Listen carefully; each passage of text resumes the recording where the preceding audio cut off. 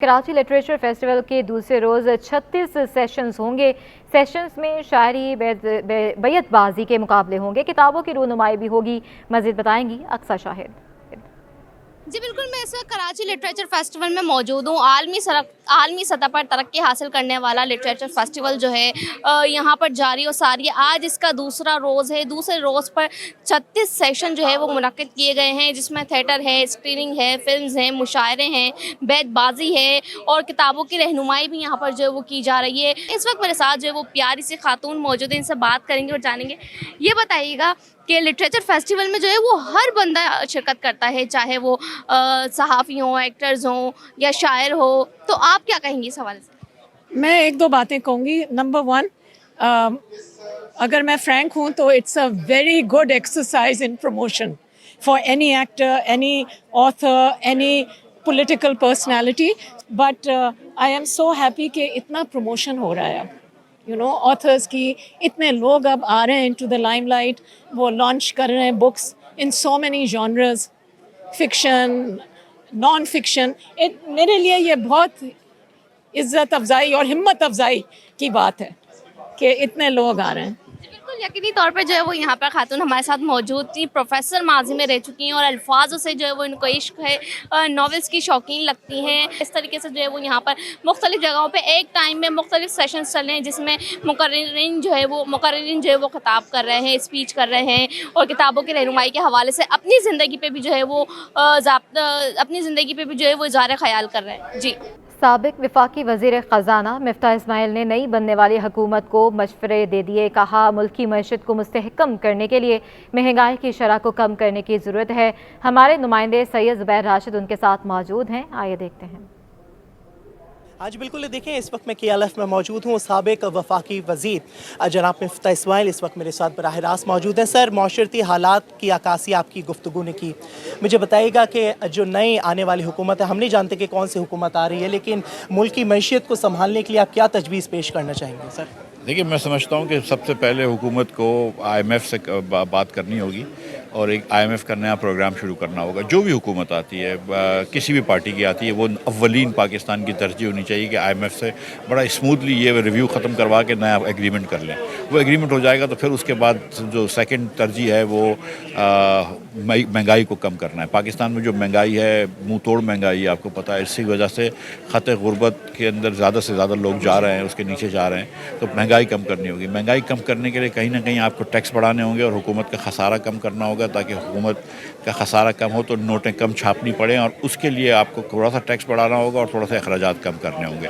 ये बहुत दो ज़रूरी काम है। पहले अगर आप महंगाई कम कर लेते हैं तो लोगों को थोड़ा रिलीफ मिलेगा, और IMF का एग्रीमेंट कर लेते हैं तो कोई मईशत के कोई मसाइल से बच जाएगी। ये दो काम कर ले हुकूमत तो बहुत बड़ी बात है। तो सर, ये दोनों जो काम, जैसे कि आपने कहा कि या तो महंगाई कम कर ली जाए या तो IMF की जो शराइत है उसकी मंजूरी दे दी जाए। सर, ये बताएगा कि अगर पहला ये इकदाम उठाया जाता है कि मुल्क में महंगाई ख़त्म कर दी जाए, तो आप ये नहीं समझते कि मौजूदा हुकूमत जो है, जो भी हुकूमत आएगी, उसके लिए बहुत ही कठिन एक फ़ैसला होगा? या तो वो आपने भी पेट्रोल के दाम बढ़ाए थे, लेकिन उसके बाद जो हमें एक रफ्तार दिखाई दी, लेकिन मुल्क की मईशत जो है वो संभली हुई दिखाई नहीं दी। इसके हवाले से क्या कहेंगे? क्योंकि हमने बीच में IMF से झगड़ा किया है और पाकिस्तान को दोनों चीज़ें करना ज़रूरी है। पाकिस्तान को अपना अखराजात कम करके और खसारा कम करके महंगाई कम करनी है, और पाकिस्तान को IMF से एग्रीमेंट करना है। इन दोनों के अलावा कोई निजात नहीं है, और ये मुश्किल फ़ैसले हैं।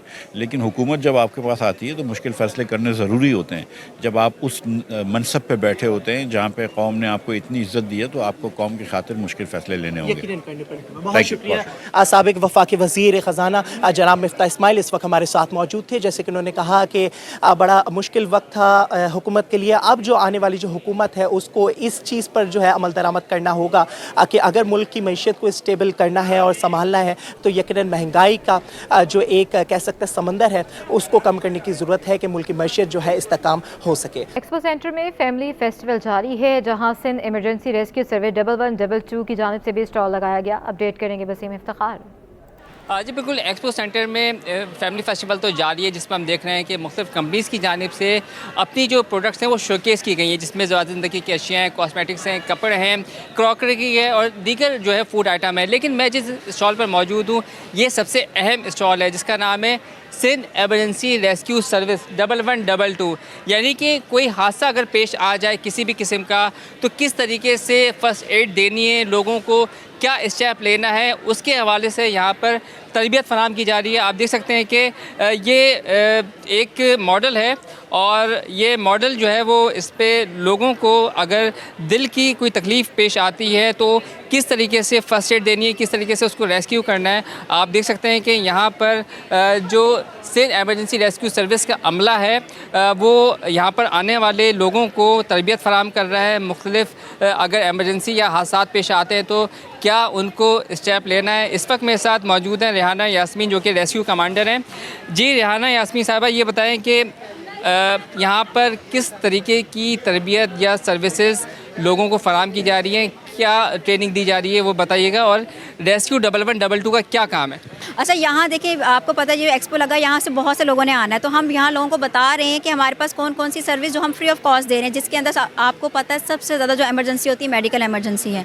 तो खुदा ना खासा किसी को दिल का दौरा पड़ रहा है या कार्डिक अरेस्ट हो रहा है तो उस कंडीशन में CPR करना कम्युनिटी का काम होता है। तो यहाँ पर हम CPR की ट्रेनिंग भी दे रहे हैं।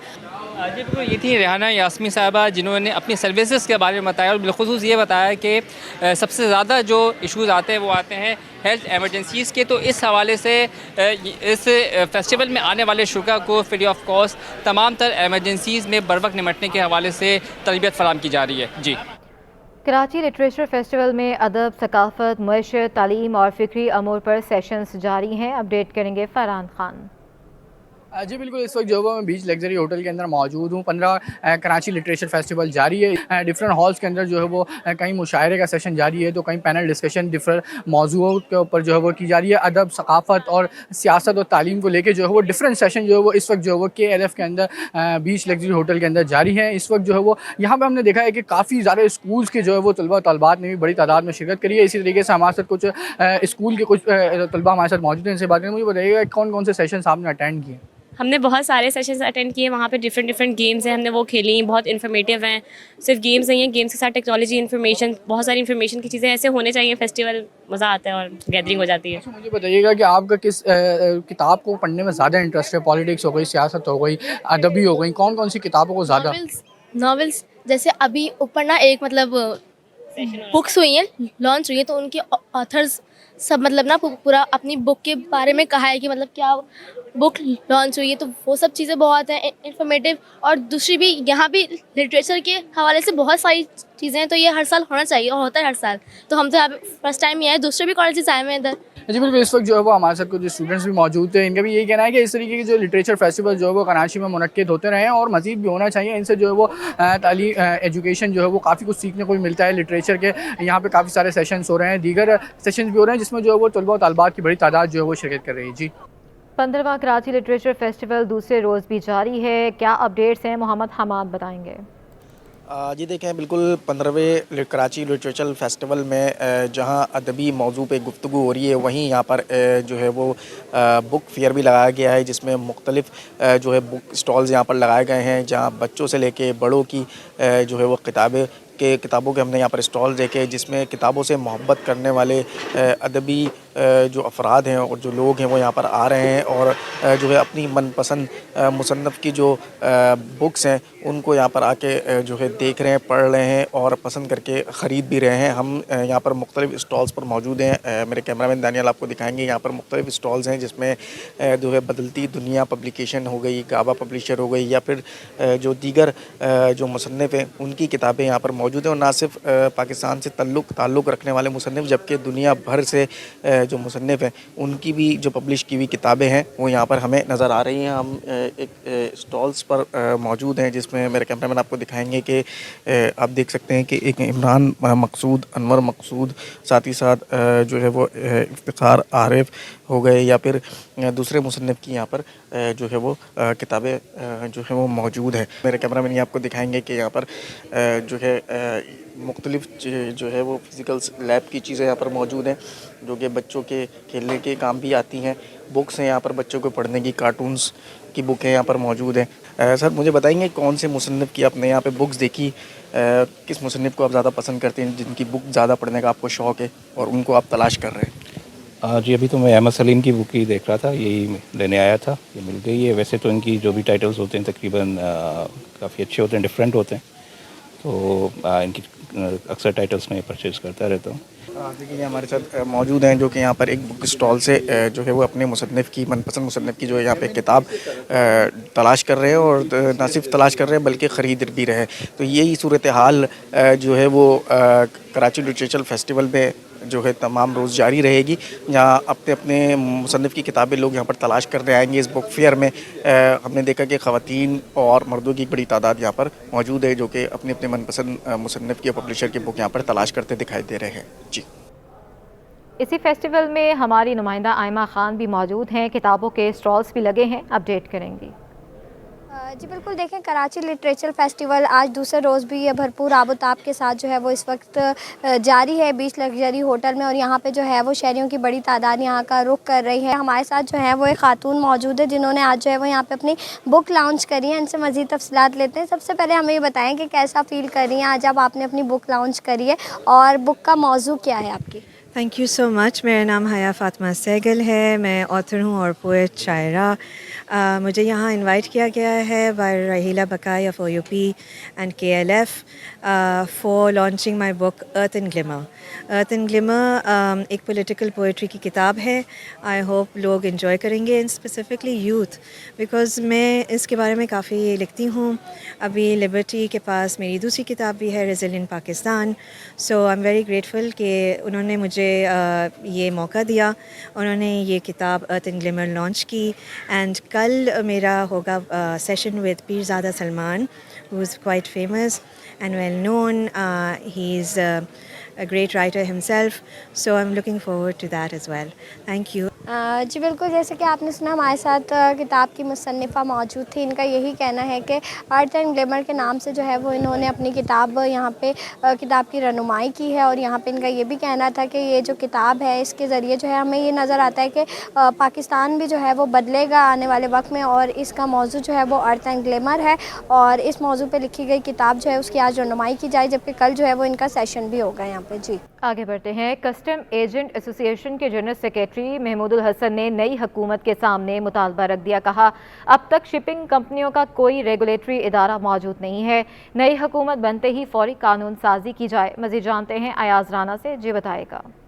जी हम देखते थे कि कराची की बात करें तो उसके अंदर 2 पोर्ट हैं, और उसकी लिए जो पोर्ट हैंडलिंग की अगर बात करें या शिपिंग कंपनीज़ की बात करें, ट्रैफिक की बात करें, तो उसके बड़े मसाइल जो है वो इस वक्त मौजूद हैं। कराची की अगर बात करें या मईशत की बात करें तो इसके अंदर दरामदात बरामदात का एक अहम किरदार है जो हम आए दिन सुनते हैं। तो उसके तमाम क्या मामलात चल रहे हैं अब तक, क्या कोई ऐसी कानून साजी हो सकी कि शिपिंग कंपनीज़ को किसी लॉ के तहत किसी अम्ब्रेला के नीचे ला सकते हैं? हमारे साथ इस वक्त कराची कस्टम एजेंट जो एसोसिएशन है उसके जनरल सेक्रेटरी मौजूद है महमूदुल हसन साहब। उनसे जानते हैं, महमूद साहब क्या मामलात हैं? इतनी सारी पेचीदगियाँ मौजूद हैं लेकिन अब तक कोई हुकूमत इस पर क्यों नहीं काम कर सकी?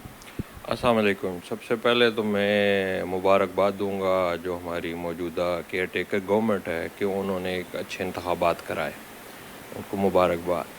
और मैं आने वाली हुकूमत को एक गुजारिश करूंगा कि अगर 76 साल में हम कानून साजी नहीं कर सके, कि हम लॉजिस्टिक लॉ नहीं बना सके, ना टर्मिनल के लिए कोई कानून साजी हुई है, ना शिपिंग के लिए है कि इनका कोई रेगुलेटर नहीं है, ना कोई आर्बिट्रेशन का एक सिस्टम है, ये अपनी मदद आपके तहत सारे चल रहे हैं, और ये ट्रेड को इस वक्त बहुत ज़्यादा नुकसान दे रहे हैं। बहुत ज़्यादा हाई कास्ट है हमारी कि हम टर्मिनल हैंडलिंग चार्जेस 2 दफ़ा पे कर रहे हैं। एक THC हमसे शिपिंग लाइन वाले ले लेते हैं, एक THC जो है वो टर्मिनल वाले ले लेते हैं। अब उन्होंने उसको टर्मिनल सर्विस फ़ीस का नाम दे दिया है। जब हमने ज़्यादा बात की तो ख़त्म कोई नहीं करता है, नए नाम से आ जाते हैं। जब कोर्ट कचहरी करते हैं तो पता लगता है जी वो हैंडलिंग की बात हो रही थी, ये सर्विस है। भाई बेसिक टर्मिनल सर्विस ले रहा है तो शिपिंग लाइन को टर्मिनल हैंडलिंग चार्जेस नहीं लेने चाहिए। हमने इनको इग्नोर किया हुआ है, और हर आने वाली हुकूमत कहती है जी कि हम इस पर बड़ा अच्छा काम करेंगे, लेकिन कोई बंदा काम नहीं करता है, कोई तवज्जो नहीं है। मैंने प्राइम मिनिस्टर साहब को लेटर लिखा है, मैं आपके साथ शेयर कर रहा हूँ। बड़ी तफसील में लिखा था कि जी आप हमें मीटिंग का टाइम भी दें, और नहीं भी मिल सकते तो काइंडली इस पर कुछ काम करें, लेकिन आज तक कुछ नहीं हुआ। जैसे महमूदुल हसन साहब का जो कंसर्न है पोर्ट को लेके कि ना मुतबादिल रास्ते मौजूद हैं, ना इमरजेंसी की सूरत में कोई इमरजेंसी प्लान्स बनाए गए हैं, और ना ही अब तक कोई रेगुलेटर मौजूद है कि जो शिपिंग कंपनीज जिस तरीके से काम कर रही हैं, जो डबल एक ही चीज़ को दो नामों से जो है वो इंपोर्टर हो या एक्सपोर्टर हो, उससे वो पैसे ऐंठे जा रहे हैं। लेकिन अब तक कोई ऐसा रेगुलेटर मौजूद नहीं है जो इन इदारों को इनको अपनी किसी अम्ब्रेला के तहत कानून साजी की जाए और उनको कोई पकड़ दकड़ या कोई पूछने वाला मौजूद हो। जी जिना यूनिवर्सिटी बराए ख़वातीन में टेक्नोलॉजी नुमाइश का इनेकाद किया गया। अपडेट करेंगे जावेद इकबाल। मौजूद जिना यूनिवर्सिटी बराए ख़वातीन में जहाँ पे टेक्नोलॉजी के हवाले से जे टेक की एग्जीबिशन जारी है और तालिबात की बड़ी तादाद ने इस एग्जीबिशन में हिस्सा लिया, मुख्तलिफ चीज़ें बनाई हैं, डिस्प्ले कर रही हैं और यहाँ पर बड़ी तादाद में ये तालिबात ने क्रिएशन की है। हम भी एक ऐसे स्टॉल पर मौजूद, यहाँ पे तालिबात हमें बताएंगे कि इन्होंने क्या बनाया है। गाड़ी बनाई है, ये डस्टबिन है जो सिर्फ सेंसर के तौर पे भी काम करता है। हम मजीद जानेंगे तालिबात से, क्या है ये थोड़ा सा बताएं। ये हमारे पास स्मार्ट ट्रैश बिन है। बेसिकली हम लोग के पास ओसीडी जिन लोगों को होता है कि डस्टबिन इतना गंदा होता है, हम उसको टच कैसे करें, तो हम लोग जैसे ही इसके करीब जाएंगे इसका फ्लैप जो होगा वो ऑटोमेटिकली ऑन हो जाएगा, मतलब खुल जाएगा और इसके अंदर हम अपना ट्रैश डाल देंगे और ये 10-10 सेकंड्स बाद इसका फ्लैप जो हो जाएगा वो बंद हो जाएगा। टच करने की जरूरत नहीं, आप हाथ करीब लाएंगे, सेंसर के जरिए खुलेगा और ये आप कचरा इसमें डाल दें, फिर बंद हो जाएगा 10 सेकंड बाद और इससे छुए बगैर इसको इस्तेमाल कर लेंगे। इसको छुए बगैर हम यूज कर सकते हैं। जैसे ही हमारा डस्टबिन फुल हो जाएगा ये फौरन हमें ट्रिगर कर देगा कि ये फुल हो गया, बीप करेगा। ये दूसरी क्या चीज़ है ये बताएं। दूसरी हमारे पास ऑब्जेक्ट फॉलो रोबोट है। इधर ये human being, object, living, non living, किसी को भी ये फॉलो कर सकता है। ये हमारा ऐसे करके ऑन हो जाएगा। इसमें हमारे पास 3 किस्म के सेंसर्स मौजूद हैं, that is ultrasonic, IR sensor, Arduino board है जिसमें हमने इसमें अपना कोड डाला है। जैसे जैसे हमारी मूवमेंट होगी ये उसके अकॉर्डिंगली मूव करेगा। हम इसको एयरपोर्ट्स में इस्तेमाल कर सकते हैं, जैसे हमें लगेज कैरी करना होता है, हमें ट्रॉली पे अपना ट्रॉली लो, हमने किसी ना किसी की हमें हेल्प की ज़रूरत पड़ती है, बट इसमें हम लोग अपना लगेज रख सकते हैं और ये हमारे पीछे पीछे हमें ये फॉलो कर देगा और हमारी डेस्टिनेशन तक पहुँच जाएगा। पाकिस्तान में टैलेंट की कमी नहीं और तालिबा हो तो हो बड़ी तादाद में काम कर रही हैं अपने अपने मुख्तलिफ महदूद वसाइल के बावजूद, लेकिन इनकी कोशिश है कि इनकी जो क्रिएशन है उसको सराहा जाए, उसकी जो सपोर्ट किया जाए, तो ये आगे मुख्तलिफ जो इदारों में उनके भी काम आ सकते हैं, मुख्तलिफ घरों में काम आ सकते हैं इनके प्रोडक्ट, तो सपोर्ट करने की ज़रूरत है। जी।